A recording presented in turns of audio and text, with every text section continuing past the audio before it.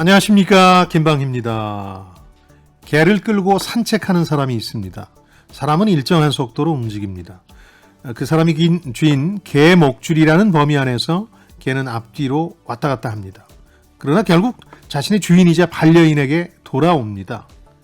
증시에서 유명해진 이 비유에서 개는 주가나 금융시장, 사람은 경제를 말합니다. 단기적, 중기적으로 주가나 금융시장은 경제의 기초구조, 펀더멘탈과 달리 움직이지만 장기적으로는 같이 간다는 얘기죠. 이 비유를 만들어낸 사람은 20세기 글로벌 증시의 산 증인이자 경제와 금융 칼럼니스트, 교수인 앙드레 코스톨란입니다. 옛 유대계 헝가리인으로 프랑스와 독일, 그 후 미국 증시에서 활동한 후에 주로 칼럼과 강연, 세미나를 통해서 명성을 얻었죠. 그 과정에서 증시에 대한 통찰력 있는 비유와 정의, 또 조롱을 보여줬는데요. 오늘날 증시 참여자들이 언급하는 많은 얘기의 원천이 바로 이 사람입니다. 당사자가 알든 모르든요. 자, 성공예감 별책부록 주식 공부하며 투자합시다 3탄. 오늘 읽을 책은 앙드레 코스톨라니의 유작이죠. 투자는 심리게임이다 입니다. 이 사람이 쓴 13권의 서적 가운데 자신과 자신의 투자 철학을 집대성한 책이자 증시에 대한 신랄한 규정이자 냉소이기도 한 책인데요. 자, 성공을 예감하는 지적모험 성공예감 별책부록 지금 시작하겠습니다.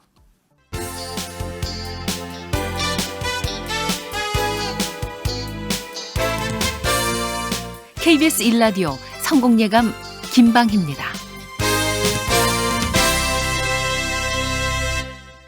자, 별책부록의 책 읽어주는 남자 김방희입니다. 별님이 어서 오십시오. 안녕하세요. 별책부록에서 별을 맡고 있는 광명수입니다. 반갑습니다. AI가 업데이트를 마쳤습니다. 오늘부터 새로운 별책부록을 이끌어갈 AI 신입생 인사드릴게요. 업데이트를 했는데 모든 기계는 새로 들이면 업데이트라고 기계들은 주장할지 모르지만 네. 이게 업데이트인지 퇴행인지를 판단하는 건 사람이죠. 첫 시간부터 이렇게요. 그게 아니라 이제 기계들이 지나치게 오만해질까 봐. 네. 기대를 해보도록 하겠습니다. 자, 라디오 청취자, 유튜브 시청자분들 보내주신 댓글 보고 가죠. 네, 샵 9730 KBS 콩 그리고 유튜브를 통해서 많은 의견 주셨습니다. 지난주 책은 주식 투자와 대중화를 이끌며 개인 투자자의 영웅이라 불리는 찰스 슈왑의 투자 불변의 법칙 함께 읽어봤는데요. 네. 역시 저와 같은 주린이 주식 초보 동지들이 참 많았습니다. 네, 그렇죠. K3701번님 열심히 직장 다니면서 저축만 했는데 네. 다들 주식해서 참 많이들 벌었더라고요. 저만 바보라는 생각이 들어 늦게나마 주식 공부 시작합니다. 또 5189번님 네. 주식 초보 30살 청년인데 밤 10시에 퇴근해 미국장 보며 하루를 마감합니다. 한 푼 두 푼 모은 종잣돈 150만 원으로 시작했어요. 라고 해주셨네요. 두 주식 입문자께 이 말씀 드리고 싶어요.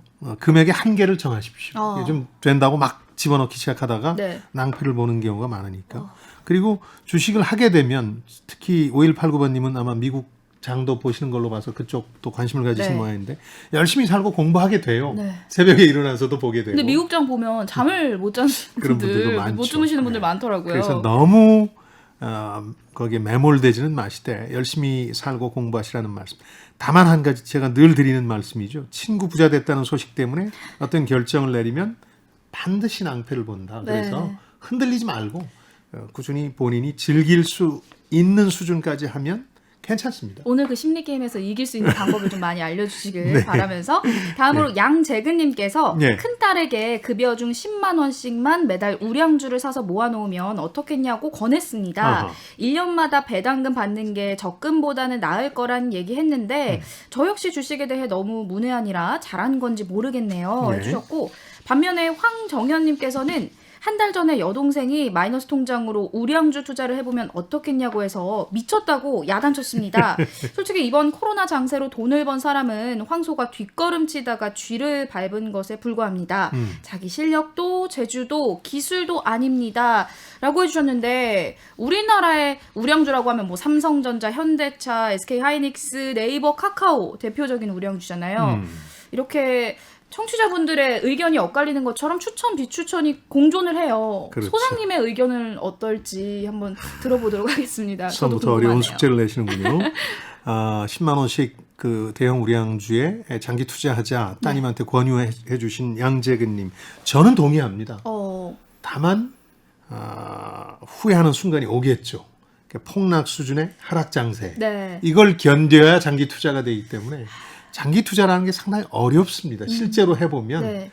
또 동학개미들, 개인 투자자들 자기 실력으로 돈 번 거 아니기 때문에 네. 이제 상당히 좀 오만해서는 안 된다. 황소가 뒷걸음질 치다가 쥐밟았다 이런 표현을 쓰셨는데 네. 왜요? 저는 이번 장세에서 한몫 잡은 분들은 용기에 대한 보상을 받았다고 생각하거든요. 지난해 3월에 그야말로 1,400까지 정신없이 밀릴 때 지금 살 수 있다, 사야 된다라고 생각한 용기는 인정해야 되잖아요. 이건 용기도 실력이죠. 그랬으니까 맷집과 용기도 벌었으니까요. 실력이죠. 네. 그럼요. 그런 생각을 가지고 있고 지금 대형 우량주, 성장주 관련해서 반도체와 전기차는 현재 그리고 앞으로 10년 후 우리 경제의 먹거리니까 저는 대형 우량주에 속한다고 보고요. 다만 IT의 경우에는 우리나라라는 국경을 넘어서느냐 넘어서지 못하느냐가 굉장히 중요한 변수가 될 거라고 보거든요. 지금은 코로나 때문에 다 잘 되니까 동반 성장하고 있는데 우열이 언제 갈리느냐. 국가대표가 될 수는 있는데 손흥민이 되는 건 쉽지 않은 거예요. 네. 해외 시장에서도 통할 우리 IT 기업이냐. 그러니까 저는 쿠팡도 성장의 한계에 직면할 거라고 보거든요. 국내 시장에서 아무리 실적이 좋아져도 한국을 벗어나서 일본이나 중국에서 성공할 수 있느냐. 네. 그러니까 손흥민은 국가대표를 넘어선 존재인데 그렇죠. 국가대표를 넘어설 존재를 찾아야 되는 거죠. 네. IT 쪽에는 그게 이제 많이 보이질 않는 거죠. 그러나 반도체나 자동차 쪽은 이미 국가대표의 존재를 넘어선 우리 기업들이 많으니까 네. 그런 차이는 있다고 말씀드리고 싶습니다. 해외에서도 인기를 끌 수 있을지 사람들의 해외에서 마음을 통할 수 있을지. 훔칠 수 있을지를 살펴봐야 될 것 같고요. 예. 오정헌님께서는 예. 아들이 먼저 시작한 가상화폐에 뛰어들었는데 네. 언제 발을 빼야 할지 후회 막급입니다. 공부하고 흐름을 읽는 법을 배우고 시작했어야 했는데 주식과 달리 장이 쉬는 날이 없고 일상이 피폐해지네요. 불로소득 안 바라고 그냥 성실히 살렵니다. 이렇게 요즘 주식을 넘어서 비트코인 등이 가상화폐 하는 분들 정말 많잖아요. 이거야말로 정말 밤잠 못 이루시는 분들 정말 많으신데 예. 어떤 조언도 해주시려는지. 김건희 TV에서 우리가 오프 더 레코드로 이 얘기를 좀 했었죠. 맞아요. 특히 젊은 분들한테는 권하고 싶지 않다. 저도 하고 있지 않습니다. 왜냐하면 그들만의 리그라는 느낌이 강해서 그렇습니다. 여기서 돈을 벌 수도 있는데 돈을 크게 잃을 수도 있잖아요. 3년 전에 경험이 그걸 말해주는 거고. 그 돈을 딸 수 있는 것만큼이나 큰 확률로 잃을 수 있기 때문에 쉽지 않은 변동성이 큰 대안 투자라고 생각하고요. 그렇더라도 이제 하셔야 되겠다면 혹은 이미 하고 계시다면 두 가지만 명심하시면 좋을 것 같습니다. 하나는 어느 정도 돈을 묻어버리고 거기에 추가 투자하지 말고 묻은 돈은 당분간 좀 잊고 네. 24시간 시세를 보지는 말라는, 너무 속이 타서 네. 약간 현실 생활에 타격을 주기도 하거든요. 그래서 묻어버려라 하는 생각 하나를 말씀드리고 싶고, 또 하나는 뭐 여러 가지 비트코인뿐만 아니라 여러 가지 가상화폐와 거래소가 등장하는데 그중에 우량한 한두 개만 관심을 가지시라. 너무 방만하게 관심 가졌다. 여기는 이제 큰 타격을 입을 수 있는 분야니까 그 두 가지 조언을 드리고 싶습니다. 역시 주식과 마찬가지로 돈을 계속 쏟아붓기보다는 정해놓고 그 안에서 해결을 하는 게 더 좋을 것 같네요. 예. 네, 그리고 6428번님, 저는 주식을 노후 준비 개념으로 30년 장기 투자합니다. 담배 끊고 술 좀 줄이고 외식, 여행 등을 줄이면 매달 여윳돈이 생기는데 이걸 펀드에 넣습니다.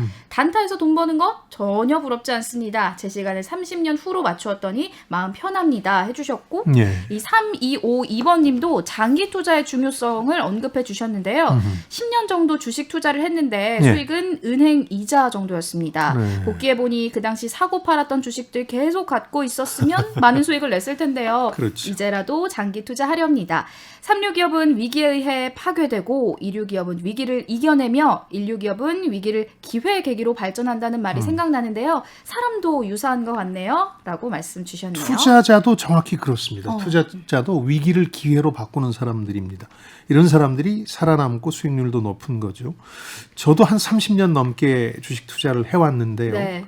오늘 좀 고백하자면 일정 금액 이하로만 했고요. 그 금액은 말씀드리지 않겠습니다. 논란이 궁금하네요. 있으십니다. 두 번째는 B2는 하지 않았습니다. 그냥 제 돈 가지고 했는데 네. 오늘 읽을 책인 코스톨라니 책에도 이 얘기는 나옵니다. B2 하면 왜 안 되느냐 하면 판단력을 잃기 때문이죠. 그리고 정해진 시간 내에 거래를 해야 되기 때문에 상당히 쫓기게 됩니다. 세 번째는 전체적으로 보면 수익률은 플러스긴 한데 그렇게 사람들이 생각하는 것처럼 엄청난 수익률은 아니었던 것 같고요. 다만 두 번의 큰 돈을 벌 기회가 있었는데 대부분 위기였습니다. 네. 우리나라 위기 상황이었는데 이게 또 공돈이라는 생각이 들어서 번 돈을 금방 또 다 썼어요. 그걸 이제 정신적 회계라고 그러는데 뭐 공돈 들어오면 그게 금액이 얼마가 됐든 간에 막 쓰잖아요. 네. 정확한 계획이나 합리적 결정 없이 그렇게 했던 것 같아요. 그런 점에서 보면 어떤 즐기고 공부하는 수준을 넘어서면 굉장히 그 삶이 피폐해질 수도 있다. 이른바 주식 중독이 되면 안 된다. 이 책에 또 나옵니다. 네. 그래서 그래서 오늘 이 책을 선정한 여러 가지 이유 중에 하나가 아주 현실적인 70년 경력의 투자자의 조언이 집대성돼 있기 때문입니다.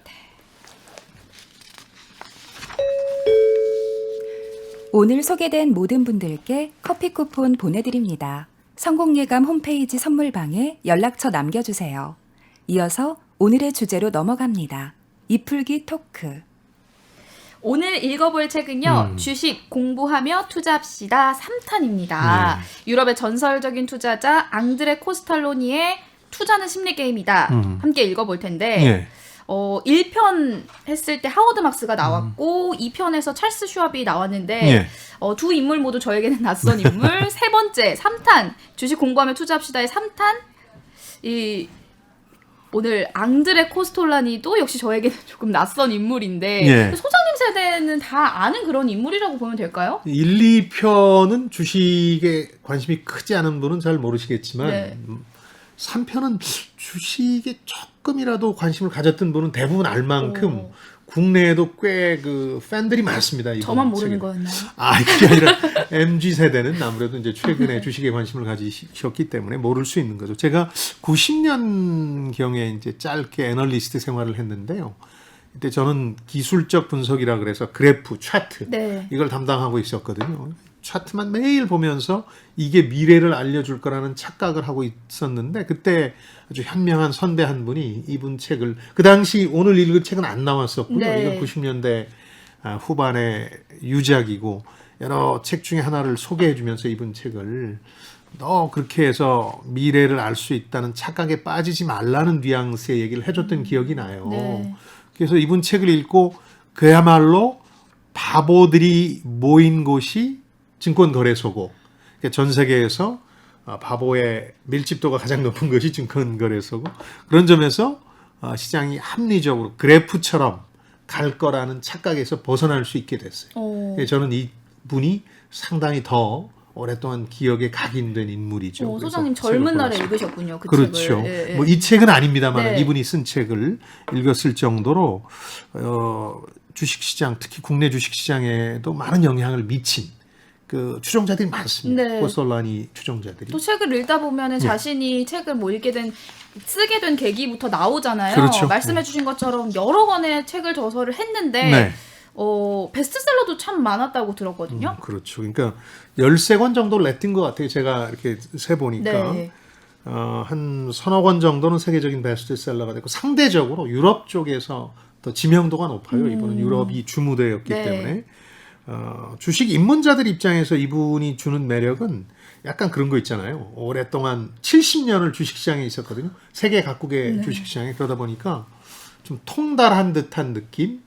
그러니까 뭔가 그 예언자라든가 역술인 같은 네, 느낌의 그런 태도로 이제 많은 사람들을 사로잡고 있고요.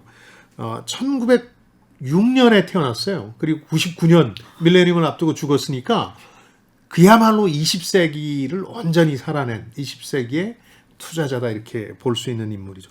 그 후에는 나중에는 이제 강연하고 네. 주로 이제 책으로 인기를 얻게 되는 인물이죠. 주식 공부하며 투자합시다 오늘 3탄인데 예. 1편도 그렇고 2편도 그렇고 분명히 소장님께서 어떤 목적 의식을 가지고 책을 선정해 주셨을 것 같아요. 예. 오늘 저희가 이 책을 읽으면서 어떤 점을 좀 배우면 좋을지, 왜 이 저자의 이 책을 선정을 해주셨는지 궁금합니다. 그 광명수 씨가 책을 읽으면서도 느끼셨겠지만 이 책은 좀 낡았어요. 20세기 뭐 90년대 후반에 주로 작업을 했기 때문에 네. 90년대 초반 80년대 일도 많이 나오고 심지어는 60년대 뭐 1, 2차 세계대전 때 얘기도 나오거든요. 본인의 이야기를 그렇죠. 쓰니까요. 너무 낡은 이 얘기들일 수도 있는데 왜 이 책을 굳이 골랐냐 하면 그런 사건을 떠나서 시대를 넘어서서 투자자들에게 공감을 울리는 여러 가지 지적들이 있는데 네. 그 맥락을 잠깐 설명드리면 1편 하워드 막스는 사이클이라는 말로 요약하잖아요. 그러니까 그렇죠. 결국 정상적인 상황은 굉장히 짧고 너무 오르든 너무 떨어지든 극단적으로 가격은 간다. 네. 주가라는 게. 뭐 이걸 사이클로 설명한 게 1편이었고 2편에서 찰스 슈왑은 미국 증시 역사를 예로 들긴 했지만 네. 어쨌든 그러나 우상향, 즉 전반적인 낙관주의라는 걸 가지고 장기 투자를 하면 살아남을 수 있다 혹은 네. 성공할 수 있다는 시사점을 줬단 말이죠. 네, 그렇게 해서 1편, 2편까지 왔고 오늘이 그렇습니다. 3탄인데 3편은 어떻게 설명을 이 해주실까요? 편에서 광명수 씨가 질문도 해주셨습니다만은 그때 찰스 슈왑이 한 얘기가 펀더멘탈 경제의 기초가 있다면 사실은 주식시장은 그것대로만 움직이는 건 아니고 심리 게임이다. 그 얘기가 나오죠. 맞아요. 이 코스톨라니는 3편에서 심리 게임을 더 구체적으로 사례를 통해서 묘사하는데 심지어 그 심리 게임이 90%다. 90%다. 이런 얘기까지 하거든요. 그러니까 납득 안 되는 게 많잖아요. 네. 그건 심리 게임이기 때문에 그렇다는 거예요. 많은 대중의 변덕과 광기 이런 것들이 주가로 나타나기 때문에 그걸 이해하자는 차원에서 3편으로 이 책을 선택한 겁니다. 사례가 좀 낡아도 네. 인내심을 갖고 우리 광명수 씨도 들어주셨으면 좋겠습니다. 오늘도 역시 주식 초보는 열심히 공부하도록 하겠습니다. 많은 주린이 여러분들도 이 방송 흥미롭게 듣고 계실 텐데요. 몸풀기 입풀기를 마쳤으니 이제부턴 심화학습으로 넘어가겠습니다. 오늘의 책 투자는 심리게임이다. 이것이 궁금하다. 키워드를 뽑아볼게요. 첫 번째 키워드. 3가지 경력. 이 사람을 이해해야 이 책이 훨씬 더 술술 읽힐 것 같아서 네. 책 뒷부분에 이분은 이제 자기 경력을 요약했는데 제가 조금 앞쪽에서 설명을 드리는 게 낫겠다 네. 싶어요. 20세기를 거의 온전히 살아남은 분이니까 이제 꽤 긴 커리어를 가지고 있어요.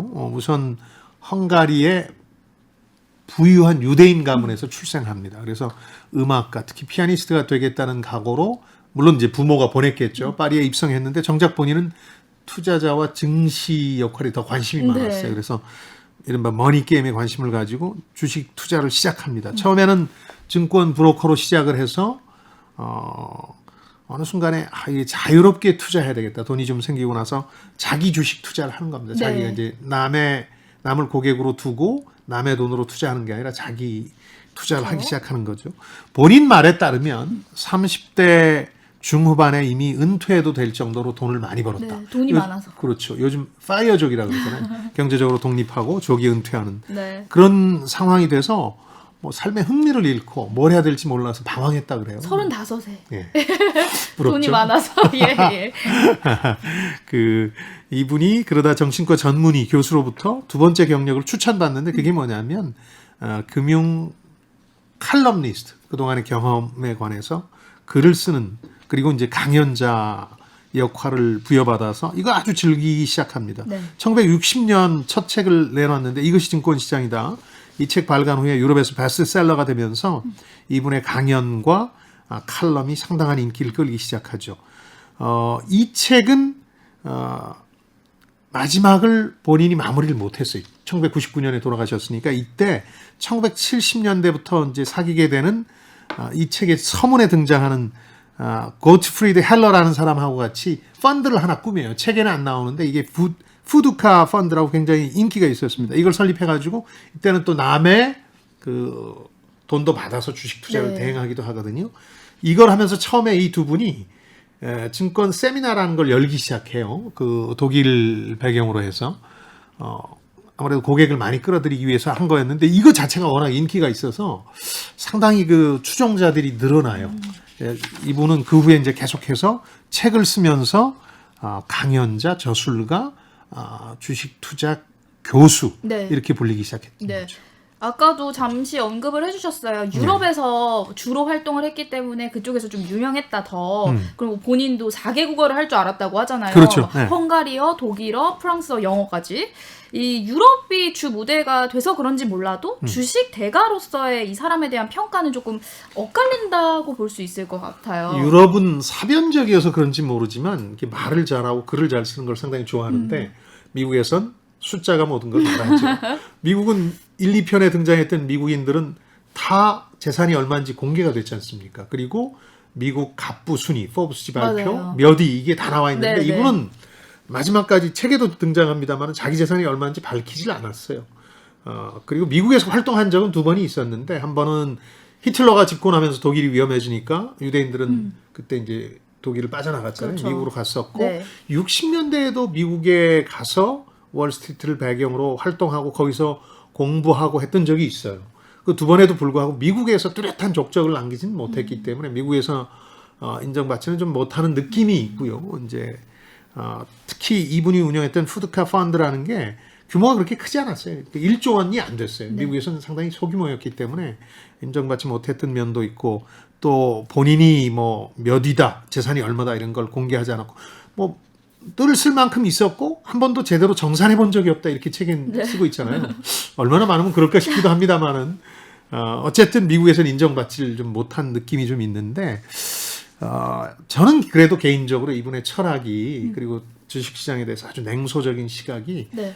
경청할 만한 가치가 있다고 생각합니다. 저한테도 개인적으로 꼭 한번 읽어보라고 늘 네. 말씀하셨잖아요. 그렇죠. 그래도 1, 2차 세계대전 전에 파리를 중심으로 활동했고 그 이후에는 독일로 돌아오면서 인기가 더 많아졌다라는 이야기가 또 있거든요. 예, 그러니까 전쟁이 끝나고 돌아와요. 독일로. 그래서 독일을 기반으로 해서 프랑스에서 출발했지만 독일을 기반으로 해서 유럽 전역에서 이제 강연하고 저술하는데 이때 책을 본격적으로 쓰기 시작하고요. 유럽 내에서도 특히 독일 내에서도 드 카피탈이라는 경제 잡지에 칼럼을 썼는데 말들이 좀 있었어요. 이분에 대해서. 고등 사기꾼이다. 맞아요. 그 뭐 비판이 이런 지적도 있었다고. 네. 있었고.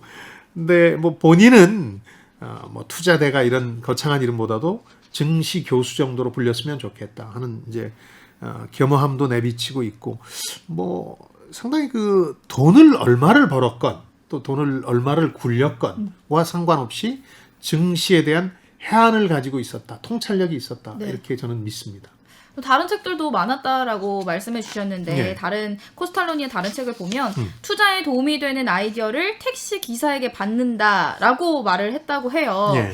이 택시 기사에게서 그 지역의 물가, 생활 수준, 정치 상황까지 두루 알 수 있으니까 본인에게 제1의 정보원이라고 생각했던 맞아요. 것 같은데 예. 소장님께도 그런 정보를 생활 속에서 얻을 수 있는 팁들이 있다면 좀 저에게 소개를 해주시죠. 광명수 씨한테도 늘 그런 말씀드리지만 자꾸 무슨 숫자나 정보로만 보지 말고 내 삶에서 그 기업이나 상품이 과연 어떻게 다가오는가를 보라는 말씀을 드렸잖아요. 그래서 할머니 맞아요. 투자 클럽이라고 그분들이 써본 생활용품 회사에만 투자하는 분들이 있었는데 굉장히 높은 수익률을 냈어요. 내가 써보니까 이거 좋더라. 네.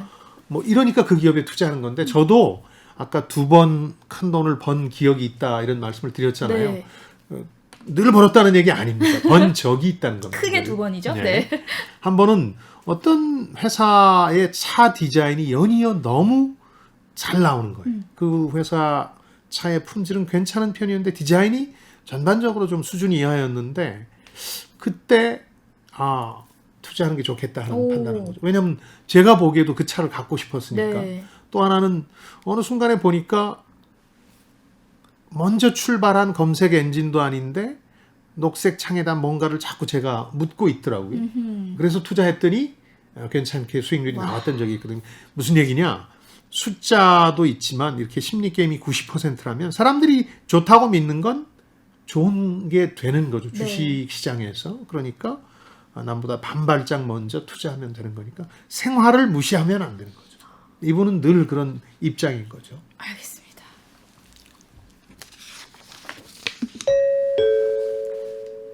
다음 키워드 넘어갈게요. 두 번째 키워드는 약세장 투자, 강세장 투자입니다. 그러니까 이분이 30대 중반에 이미 벌만큼 벌어서 네. 은퇴하고 딴짓 해도 되겠다. 삶의 목표를 이뤘다. 이런 얘기를 하잖아요. 그렇죠. 그 계기가 된 그 사건이 하나 벌어지는데 주식시장에 20대 중반에 입문했는데 그 프랑스에서 시작했다고 말씀드렸잖아요. 네. 크리거 은행이라는 곳이 파산합니다. 크리거 은행이라는 곳이 어떤 곳이냐면 그 알베르토 오스트릭이라는 사람이 운영하던 일종의 그룹. 지금 우리로 치면 삼성 같은 데였어요. 네. 그래서 뿌조 자동차 같은 그런 자동차에서도 자동차, 건드린 네. 일종의 문어발 재벌이었던 곳인데 프랑스 금융계에서도 이 사람이 가진 영향력이 가장 컸어요. 근데 이 사람이 어떤 장난을 쳤냐면 그 당시에 그 공매도 스퀴즈라는 걸 합니다. 이건 아마 몇 번 제가 설명드린 적이 있는데 이걸로 돈을 많이 벌다가 29년에 미국 증시가 대폭락하고 30년대 공황이 전 세계로 번졌다는 말씀 드렸잖아요. 네. 그거하고 딱 맞물려서 이 파산을 해요. 네. 그러니까 이 회사들, 이 그룹 회사들이 그냥 휴지 조각처럼 주가가 폭락했을 거 아니에요.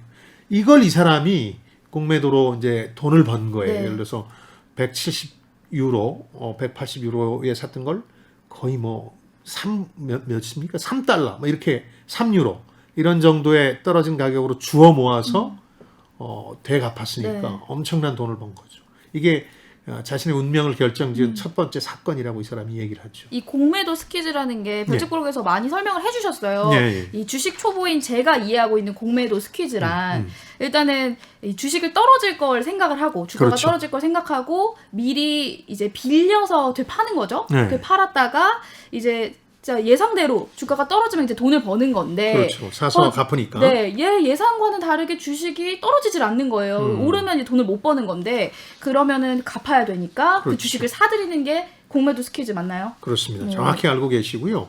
과거엔 많이 벌어졌지만 요즘은 네. 좀 어려워진 거죠. 시장의 규모가 너무 커져서. 그렇죠. 예전에 시장의 규모가 적고 참여자도 적을 때는 이 오스트릭 같은 경우에 어떻게 공매도 스퀴즈 전략을 하냐면 소문을 냅니다. 네. 어떤 회사 주가 떨어질 거다. 안 좋다.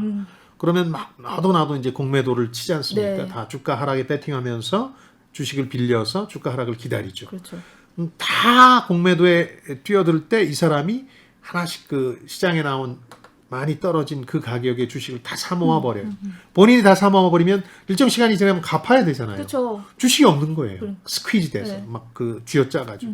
그럼 이제 주가가 뛰는 거죠. 이 사람은 비싼 값에 그걸 파는 거죠. 왜냐하면 갚아야 되기 때문에 주식으로 그렇죠. 주가를 띄우게 하는 건데 지금은 이게 돈이 많아야 되는 거라 이제 어려워졌지만 그 당시엔 미국이나 유럽 증시에서 많이 횡행했던 전략이었거든요.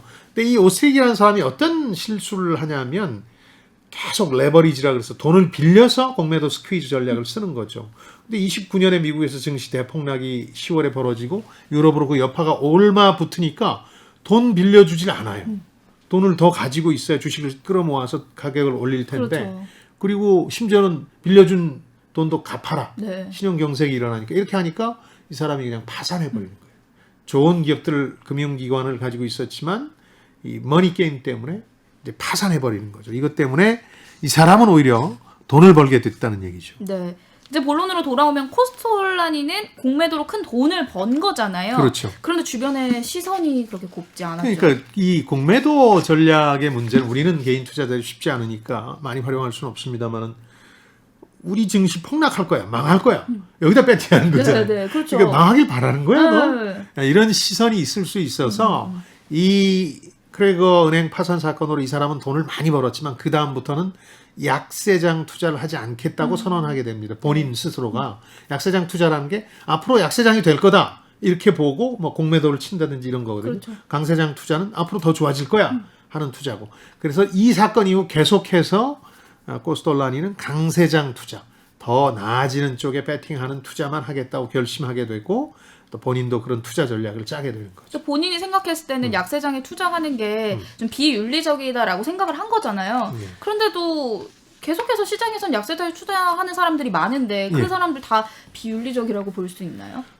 근데 이제 올라가는 거에 베팅하는 게 신용 레버리지를 일으켜서 빚을 얻어서 투자하는 거라면 내려가는 거에 투자하는 거는 주식을 빌리는 거니까 대칭성이 있어야 되는 거거든요. 네. 국내에서도 이제 공매도 관한 논란이 많았잖아요. 개인 투자자들이 이걸 금지시켜달라 이런 얘기도 하고. 네. 근데 대칭적으로 돼 있어야 제도는 사람들이 올라간다고 보는 사람도 있고 내려간다는 사람도 보고 있고 그래서 적정한 주가가 내재 가치로 근접해 갈 수 있는 게 오르는 쪽으로만 배팅하게 하는 거는 이제 문제가 있을 수 있다는 거거든요. 그래서 많은 이제 학자들이나 전문가들은 공매도 전략도 비윤리적이 아니라 시장이 균형을 찾아가도록 유도하는 시스템이다 이렇게 보고 있는 거죠. 그래서 허용해야 된다고 말씀드리는 이유 중에 하나도 그런 거죠.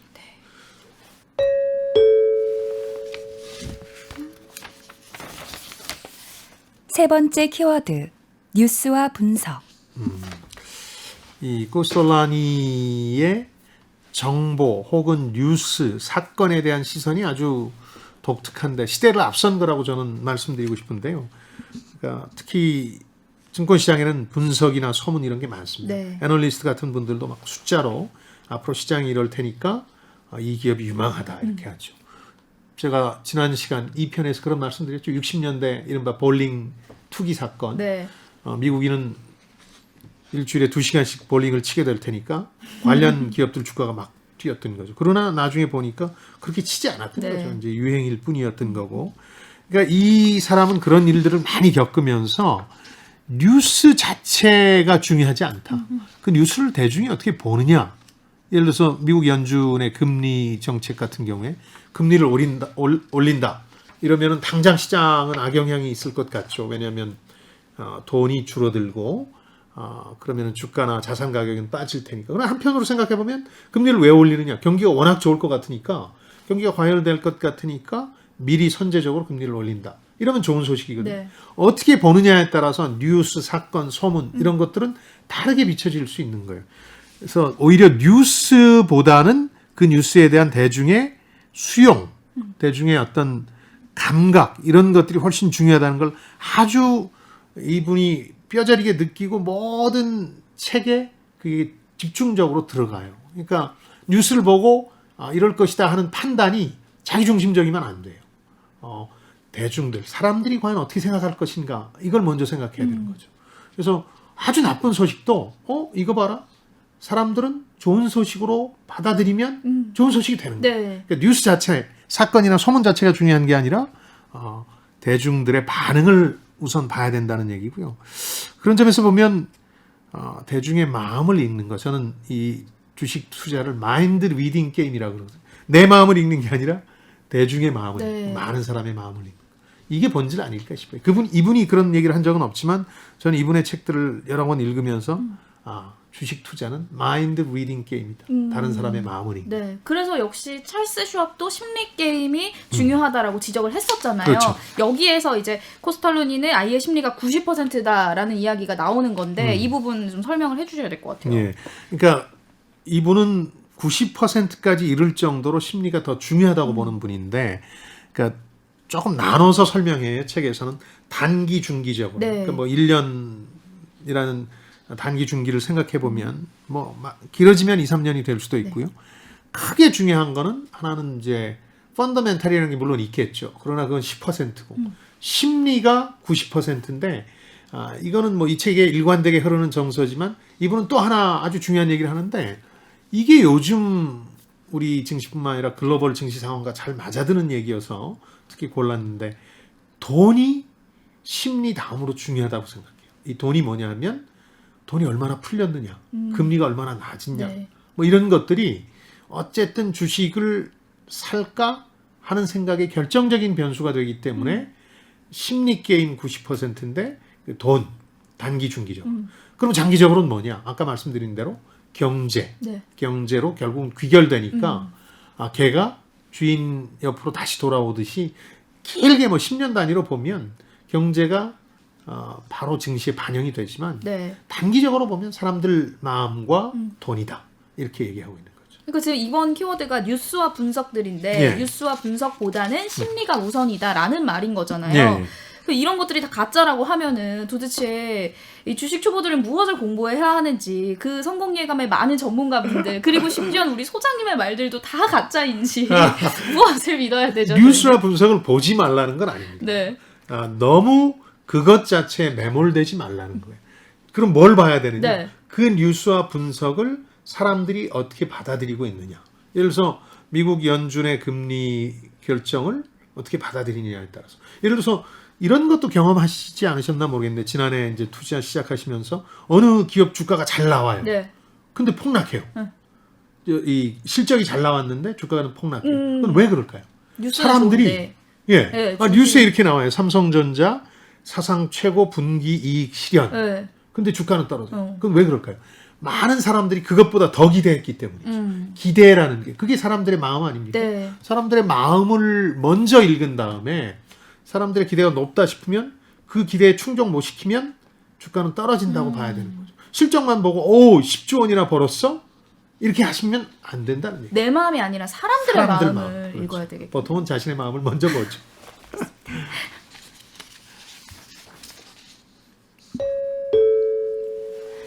지금 여러분께서는 주말에만 만나는 성공예감 별책 부록을 듣고 계십니다. 오늘 들려드리는 책은 투자는 심리게임이다입니다. 이어서 다음 키워드로 넘어갑니다. 네 번째 키워드는 차트 분석과 프로그램 매매입니다. 이분은 1920년대서부터 증권시장에서 활약해서 밀레니엄 직전까지 하셨던 분이니까 네.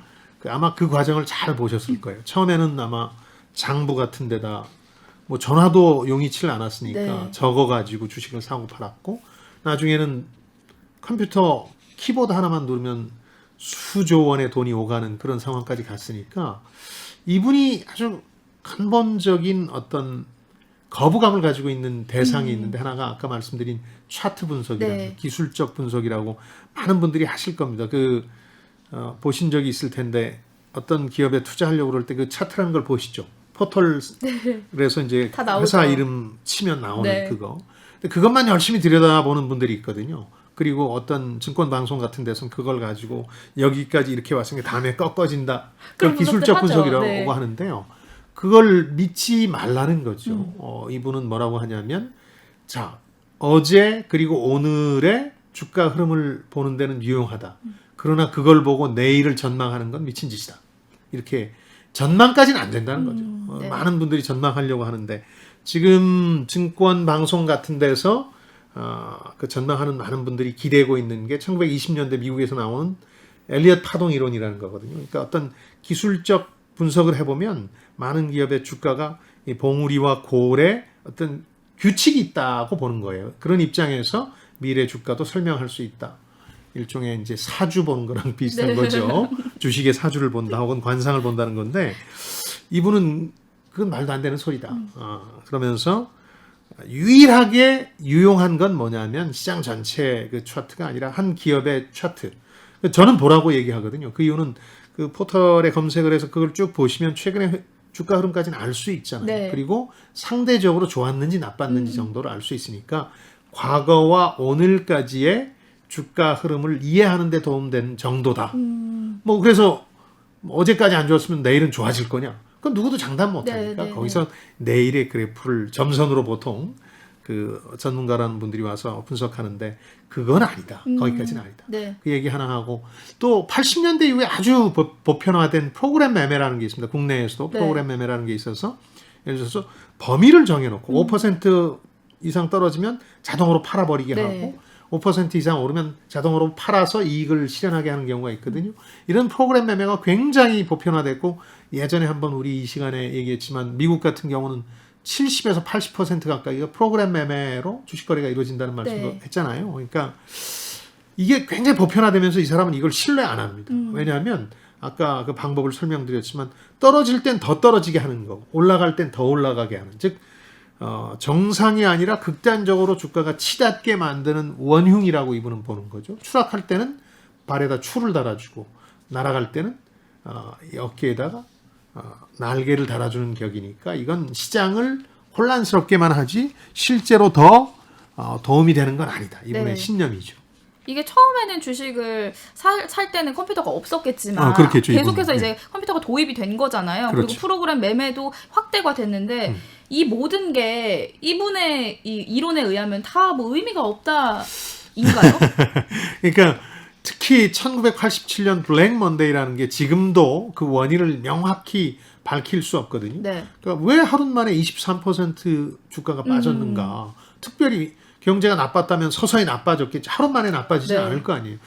증시는 그렇게 반응했고 이거야말로 대중이 얼마나 변덕스러운가, 광기에 사로잡히는가를 잘 보여주는 예라고 많은 전문가들이 얘기하는데 이분도 그 당시 사건을 회고하면서 87년 블랙 먼데이를 회고하면서 상황을 악화시켰던 게 컴퓨터가 도입돼서 프로그램 매매를 많이 했기 때문이다. 특히 뉴욕이 아니라 시카고에서 지수 선물이라는 걸 갖다 놨는데요. 이 프로그램 매매는 또 특징이 이런 겁니다.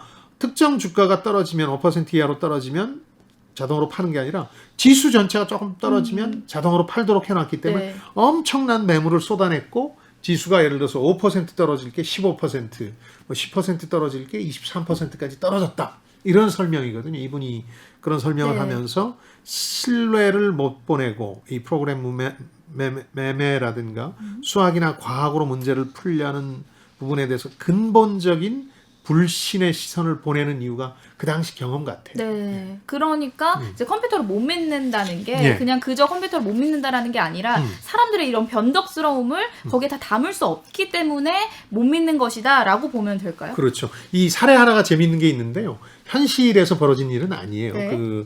이분 얘기가 스코틀랜드 왕자하고 스페인 공주가 결혼해서 유럽 전역에 막 그 뉴스가 보도되면서 낙관적인 분위기가 퍼지니까 실제 기업이 이익을 더 많이 낸 것도 아닌데 주가가 막 오르고 네. 둘이 몇 년 살다가 또 뭐 이혼합네하고 하다 보니까 또 비관적이 돼서 주가가 빠지더라. 사람들이라는 게 정말 아무것도 아닌 일로 낙관적이 됐다가 비관적이 되지 않느냐. 네. 근데 이런 얘기를 했는데요. 이게 이분 책 쓰고 나서 이제 벌어진 일이긴 하지만 실제 벌어진 게 그 다이애나 왕세자비 이혼과 사망 사건이에요. 네. 그 97년에 파리 지하도에서 교통사고로 파파라치를 피하려다가 죽잖아요. 맞아요. 그러고 나서 97년, 98년이 그야말로 세계적 주식 대재앙이 오잖아요. 아시아에서 시작해서 네. 미국까지. 이런 걸 보면 사람들 심리라는 게 얼마나 숫자나 컴퓨터보다 더 중요한 역할을 하는지 90%라는 말이 실감이 나는 거죠. 역시나 심리가 중요하다. 그래서 이 사람이 처음 주식시장 파리에 입문했을 때 80대 노인이 해준 얘기를 평생의 철칙으로 삼거든요.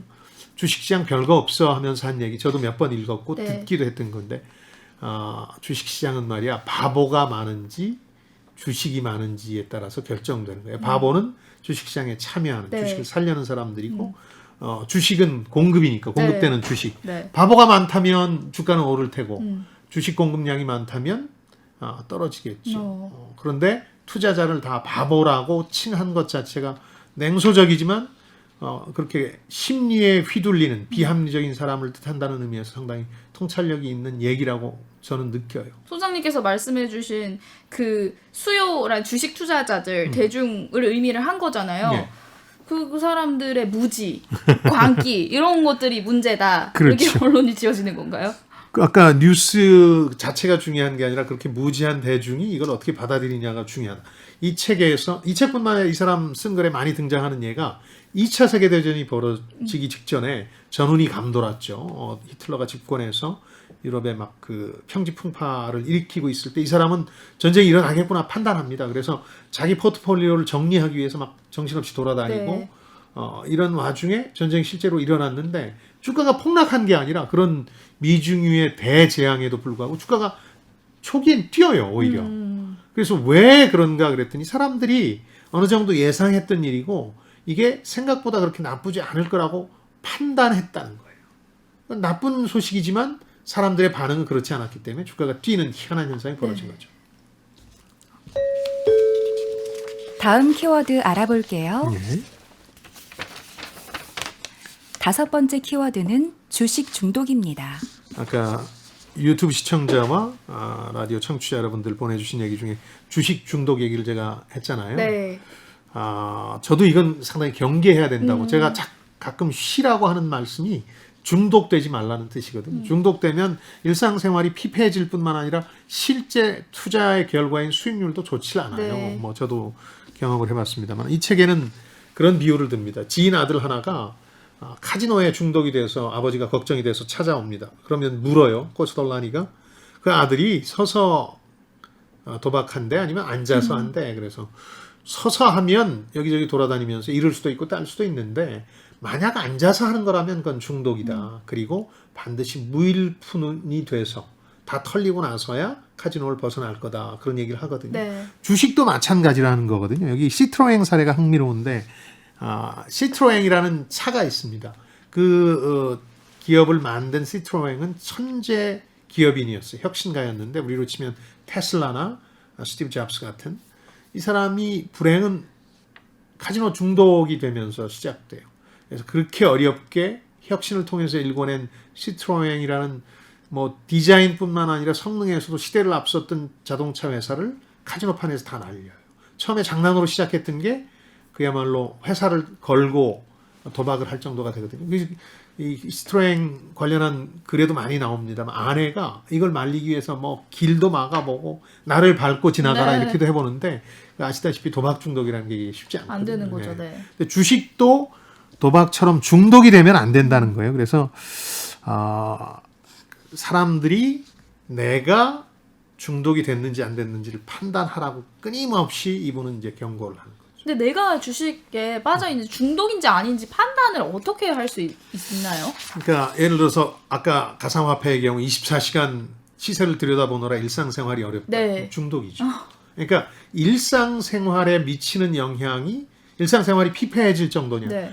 아니면 뭐 했는데 즐거워요. 네. 딴 것 때문에 즐겁고 조금 이런 것 때문에 언짢긴 하지만 또 딸 날이 오겠지. 이렇게 여기는 정도라면 중독은 아닌 거죠.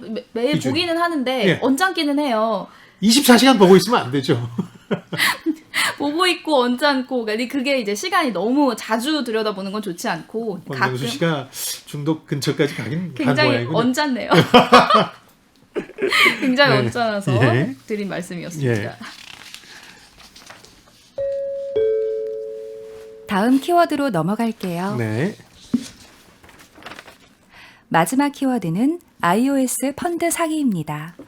이 책의 맨 앞부분과 뒷부분에 나와 있기 때문에 이걸 좀 소개해 드리려고 하는데 유명한 독일에서 벌어진 우리로 치면 외환위기 직후에 있었던 바이코리아 뭐 우리는 고의적 사기라고 보기 힘든 면이 있습니다만 이건 고의적 사기에 가까워요. iOS라는 게 Investment Overseas라고 그래서 해외 펀드를 만들어요. 독일이 1955년부터 경제가 이제 불같이 일어서기 시작하는데 그 타이밍에 맞춰서 그 베르나르 코른벨트라는 사람이 소액 투자자들 돈을 받아서 해외에 투자해주겠다. 투자를 대행하는 요즘 공모 펀드 같은 걸 만들어 가지고 돈을 끌어들이는데 엄청나게 돈이 몰려들어요. 막 독일에 있는 돈이란 돈은 다 네. 끌어들이게 되는데 그래도 그럴 수밖에 없는 게 연 12% 수익률을 보장하거든요. 근데 연 12% 수익률 보장이라는 것 자체가 사실은 이런 투자 실적이 왔다 갔다 하는데 불가능한 얘기인데 어쨌든 그렇게 해서 폭발적인 자금 모집을 하고 그 당시 독일이 저축을 많이 하면서 라인강의 기적으로 저축을 많이 하면서 투자를 할 데는 없는 거예요. 네. 저축 외에는. 그러니까 해외 미국 같은 유망한 캐나다 같은 데 유망한 데 투자한다 하니까 막 돈이 몰려들잖아요.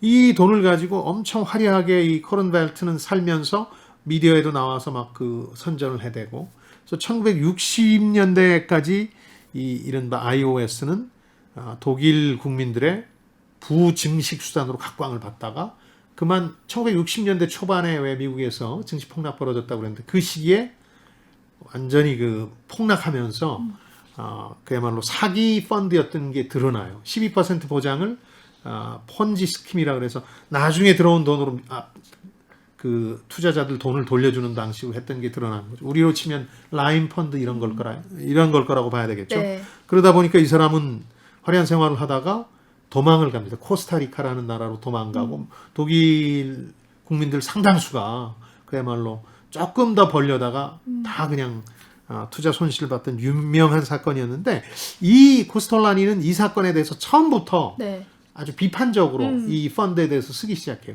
처음에는 오히려 코른펠트라는 사람이 이 사람을 자기 펀드의 어떤 간판으로 끌어들이려고 노력하는데 몇 번 만나서 설명을 듣고 나니까 12% 수익률 보장이라든가 이런 것들이 사기성이 농후하다고 판단해서 네. 칼럼으로 지속적으로 공격하는데 초반에는 오히려 국민들한테 욕먹어요. 왜 좋은 펀드 그렇게 흠집 내려고 하느냐. 그런데 결과적으로는 이 사람이 맞았답니다. 예측이 마저 떨어진 거잖아요. 그렇죠. 예. 네. 그러니까 결국 수익률 보장이라는 건 불가능하고 지금도 우리 라인펀드의 예를 되짚어 보면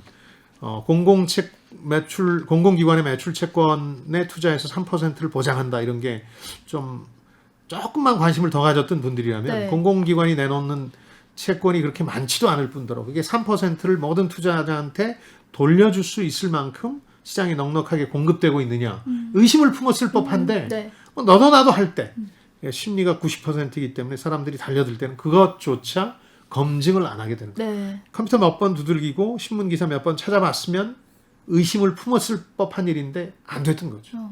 이 iOS 펀드의 경우도 바로 그랬던 거고요. 누구나가 다 예스라고 할 때 네. 노라고 하는 게 참 어려운 것 같아요. 그렇죠. 이렇게 해서 주식 공부하면서 투잡시다 3편의 책까지 지금 만나보고 있는데 네. 앞서도 짧게 이유를 밝혀주셨지만 이 책을 통해서 주식 입문자들, 저와 같은 주식 초보들이 좀 깨달았으면 하는 게 있다면 소장님께서 어떤 걸 좀 말씀을 해주시고 싶으신가요?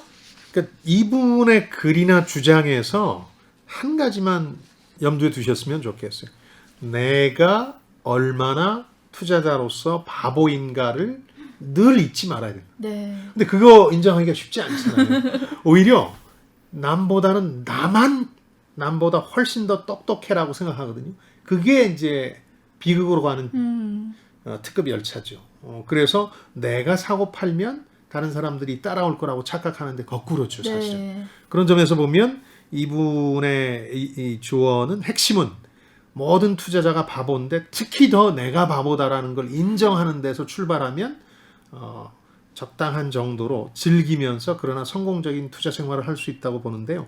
제가 이분 얘기를 많이 언급하는 이유는 지난해 주식 입문자 가운데 딴 분들이 꽤 있잖아요. 네. 여러분들이 전문가여서 딴 게 아닙니다.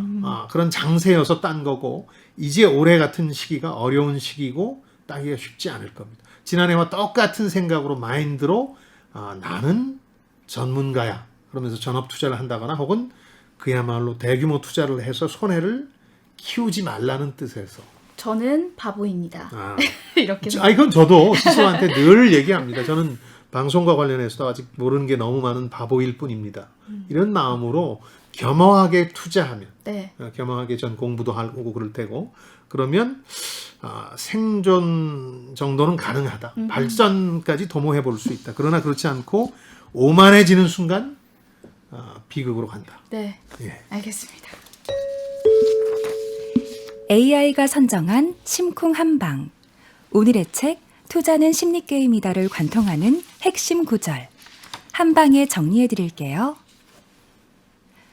투자자는 얼마나 특이한 인간인가. 아무리 보잘것없는 철학자라도 태어날 때부터 철학자로 태어나듯이 투자자 또한 타고나는 것이다. 투자자는 다른 사람들에 비해 더 많은 아이디어를 가지고 있고 끊임없이 스스로를 괴롭히다가 또 미래에 대한 비전을 가지며 그와 만나는 모든 것들의 이득과 손실을 따진다. 그는 이로부터 내린 결론을 토대로 해서 어떤 주식을 사거나 판다. 만약 그의 생각이 맞았다면 그는 증권시장으로부터 돈을 받는다. 만약 틀렸다면 그는 증권시장에 벌금을 낸다. 이것이 투자의 본질이다. 증시 참여자 중에 경험이 좀 있는 분들은 대부분 다 읽었을 책이고요. 네. 저는 광명수 씨 같은 주식 입문자들께 꼭 권하고 싶은데 그걸 통해서 늘 겸허해져라. 그리고 어느 수준까지만 투자의 재미를 느껴라. 너무 중독되지 마라. 이런 조언을 해줄 수 있는 설득력 있는 책이라고 생각합니다. 다음 주 책이 도착했습니다.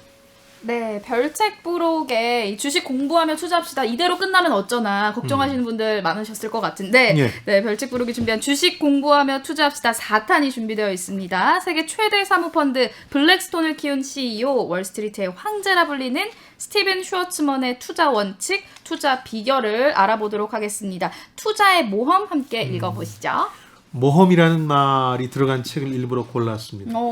궁극적으로 투자는 네. 모험일 수밖에 없습니다. 그래서 이걸 선택하는 건 본인의 의지에 따라 선택하고 모험을 즐기는 사람이 있는가 하면 그 모험 속에서 점점 피폐해져 가는 사람도 있거든요. 좀 즐기시라고 저는 이 책을 골랐고 역시 이 투명하고 공개되어 있는 미국 증시 얘기를 조금 더 들여다보려고 투자의 모험을 골랐습니다. 한층 더 강한 지적 게임으로 돌아올 성공 예감 별책 프로 다음 주에도 기대해 주시고요. 네, 유튜브 별책 부록과 김방희 TV 그리고 팟빵을 통해서 다시 들으실 수 있으니까요. 댓글이나 의견 많이 남겨주세요. 1년이 넘도록 광명수 씨와 저희가 합이 안 맞는다고 많은 분들이 오늘은 어떻게 끝내나 궁금해하시는데 합을 한번 제대로 맞춰보죠. 네네네. 책을 통해 세대 간 소통과 공감을 나누는 시간 성공 예감 별책 프로 저희는 다음 주말에 다시 찾아뵙겠습니다. 별의별 이야기를 책을 통해 나누는 별책 별책 프로 프로 다음 주에 만나요. 다음 주에 만나요.